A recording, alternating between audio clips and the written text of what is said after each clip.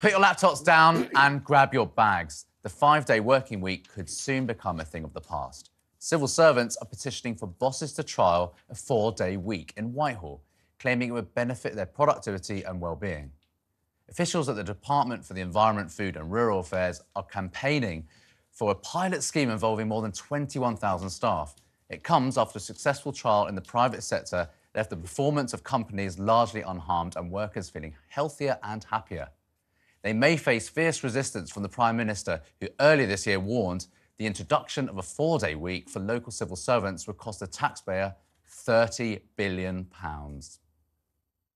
Mr. Speaker, public servants should rightly focus on delivering for the public and taxpayers, and it is disappointing to hear from my honourable friend that his local Liberal Democrat council is not doing this, reducing, as I heard, staff contact hours and costing residents more. I urge the council to reconsider their decision because his residents and constituents in South Cambridgeshire District Council clearly deserve better. Yeah. Has anyone here tried to call HMRC or any government department? Yes. Right, so I did it last week. Did you? You're still waiting? VAT, 60 minutes, then the phone went dead. I mean, I was literally wanting to throw my iPhone across the room.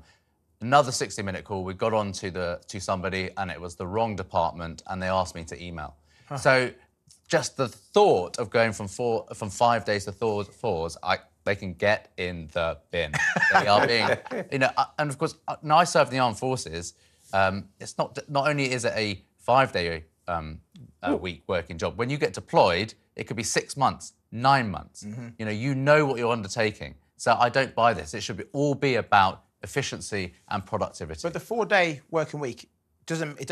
My understanding is that it doesn't mean they'll be closed on a Friday. I understand it to mean that people will be working the same hours as normal, just split across 4 days. So that means employing more people. I mean, the state's big enough as it is. We should be reducing the civil service, not increasing it. I agree with actually the 4-day working week. I'll take that. Yeah, I'll take that bargain. Just cut Whitehall down by a third.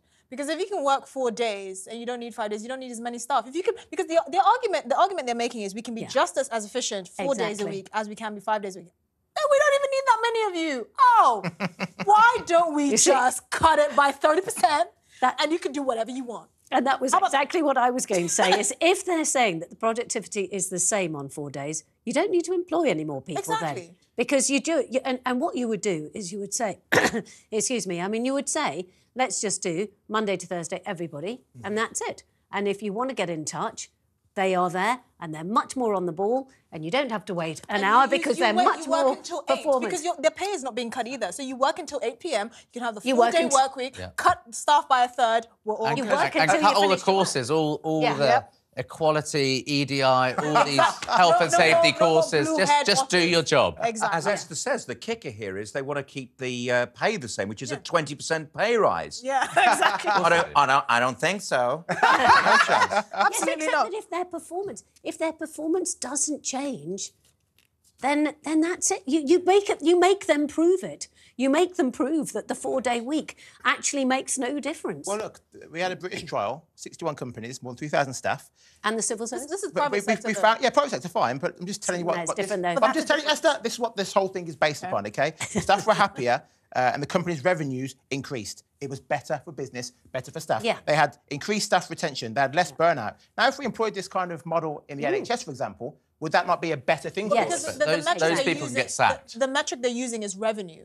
Civil servants, their target isn't to revenue. Their target is to efficiency. That's only one revenue. That's only one revenue. But they've also got stress and burnout and sick days. Less sick days were taken. Less burnout. Better staff retention. With all due respect, I think there's no respect. I'm more concerned about the stress levels and the retention levels for NHS staff than civil servants, because there is such a huge disparity between the quality of work between departments that actually to tell the public who can hardly get in touch with the HMRC, for example, that they're going to take a 4-day working week is it's a kick in the teeth, right? It's too much. I would support this for NHS staff, right? So far as we can get more people in and the NHS runs brilliantly and it's more efficient, fine. That's no problem at all. I don't believe that the civil service has as much public goodwill to argue for this successfully. So you're for this scheme if it's for the NHS, but you're against it for everyone else. If they cut Whitehall by 30%. The biggest problem here is that they've used data from the private sector and they think it's going to translate across. Yeah. It won't. So is the easiest thing not just to do is do the trial for the That's civil what I service? would. That's what I'm saying. Just make that I agree. decision. Judge, I completely agree. They will be more efficient. Fine, cut the staff numbers by 30%, and we have no problem. But the DVLA, you know, trying to renew your driving licence, your passport, will be absolute carnage. But they're more efficient. Well, hopefully, but That's what they're saying. Because they're saying that not they're Exactly. efficient. civil servants becoming more efficient. I have no. I'll believe it when I see it.